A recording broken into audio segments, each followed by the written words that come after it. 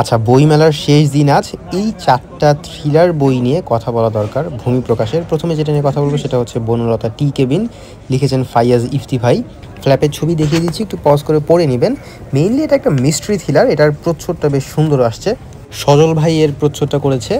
এইটার কাহিনীটার বা ঘটনাটা আসলে সুনামগঞ্জ শহরে হয়েছে। খুন খারাপি, প্রেম বা প্রতিশোধ এরকম জিনিসগুলোর ছোঁয়া এই বইটাতে পেয়ে যাবেন।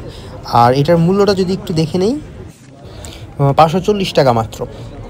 এর পরের বইটা হচ্ছে রবিন জামান খানের ৪৮ ঘন্টা। ফ্ল্যাপের ছবিটা দেখিয়ে দিচ্ছি, একটু পজ করে পড়ে নেবেন।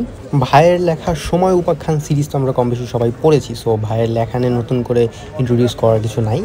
এই বইটাতে ছোট্ট ছোট্ট ইলাস্ট্রেশন আছে। বইয়ের কাহিনী হচ্ছে যে এএসপি মারুফ, তার সাথে ঝগড়া হওয়ার পরে বড়লোকের কোনো এক বখাটে ছেলে হঠাৎ করে খুন হয়ে যায় এবং ৪৮ ঘন্টা সময় দেওয়া আছে। এটা কি অটোগ্রাফ ছিল? হ্যাঁ, অটোগ্রাফ।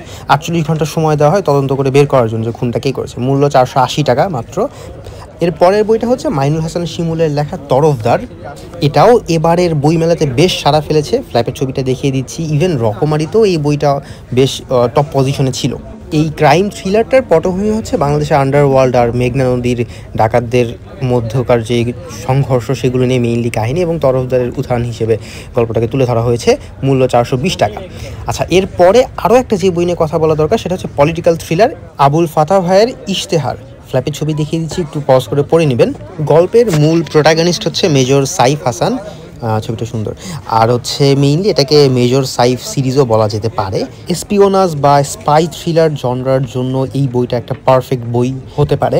বইটার একটা বিশেষ দিক হচ্ছে একেবারে শুরু থেকেই আটকে রাখার মতো ক্ষমতা আছে। ৪৫০ টাকা মাত্র। এই হচ্ছে এবারের বইমেলাতে ভূমি প্রকাশ থেকে প্রকাশিত ৪টা বড় বড় থ্রিলারের প্রজেক্ট।